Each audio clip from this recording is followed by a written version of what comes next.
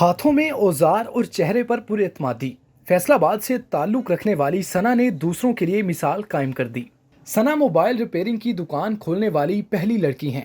ثنا نے اپنے شوق اور ذہانت سے 3 ماہ کا کورس مکمل کیا اور اپنے ماں باپ کا سہارا بنتے ہوئے اپنے کاروبار کا آغاز کیا۔ ثنا کا کہنا ہے کہ موبائل ٹھیک کرنا میرا شوق ہے، میں اپنے شوق کو جاری رکھوں گی اور ایک چھوٹی دکان سے بڑی دکان بناؤں گی۔ اچھا ثنا، سب سے پہلے تو مجھے یہ بتائیں کہ ایک انوکھا کام آپ نے شروع کیا ہے، کیونکہ خواتین کو ہمارے معاشرے میں ایسی اجازت نہیں دی جاتی کہ وہ مردوں کے شانہ بشانہ کام کریں، اور پہلی بار ہم نے سنا بھی اور دیکھا بھی کہ ایک لڑکی جو ہے FSC کرنے کے بعد اس نے ایک موبائل شاپ کھولی۔ تو کیسے آپ کو گھر والوں کی سپورٹ حاصل تھی؟ تھوڑا سا اس بارے میں ہمیں بتائیں۔ سب سے پہلے تو السلام علیکم۔ تو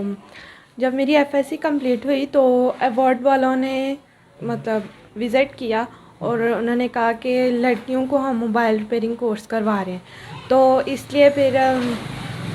میں نے مما سے بات کی کہ میں نے یہ کرنا چاہتی ہوں میں، کیونکہ میرے بھائی کی پہلے شاپ تھی تو وہ ڈاؤن لوڈنگ وغیرہ کر کے دیتے تھے، تو اسیسریز بھی تھی ان کے پاس پہلے، لیکن ریپیئرنگ کے لیے وہ باہر جاتے تھے، اس لیے میں نے سوچا کہ میں ہی ریپیئرنگ کا سیکھ کے تو ادھر ہی بیٹھ کے تو خود ریپیئرنگ کر دیا کروں گی انہیں، تو اس لیے پھر میں نے یہ کورس کیا، 4 ماہ کا تھا۔ تو پھر اس کے بعد انہوں نے سرٹیفکیٹ دیے ہمیں، اور پھر جو پوزیشن ہولڈر تھے ان کو انہوں نے گرانٹ دی 35,000 کی، تو پھر انہوں نے یہ چیزیں لے کے دیں،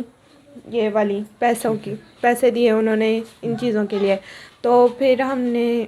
یہ چیزیں خرید کے تو پھر بھائی کی شاپ پہ ہی رکھ لیں۔ تو اچھا ثنا، وہ ٹھیک ہے، آپ کی والدہ نے اور آپ کے والد نے آپ کو اجازت دی، آپ کے بھائی بھی ہیں،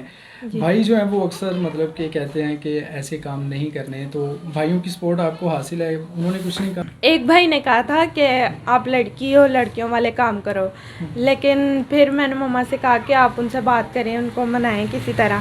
کہ میں یہ کرنا چاہتی ہوں، تو پھر مما نے ان سے بات کی، تو پھر انہوں نے کہ پہلے تو انہوں نے کہا کہ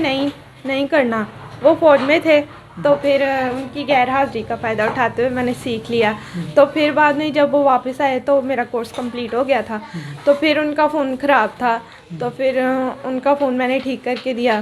تو پھر انہوں نے کہا کہ ہاں ٹھیک ہے آپ کر لو، یہ اچھا ہے، یہ گھر بیٹھے ہی آپ کر سکتے ہو اس کو، شاپ پہ بھی کوئی مسئلہ نہیں ہے، لیکن گھر پہ بیٹھے یہ زیادہ اچھا ہے، گھر بیٹھے ہی کام کر سکتے ہیں۔ یہ شروع سے ہی شوق تھا کچھ انوکھا کرنے کا، تو پھر جب سنا کہ یہ انوکھا ہی ہے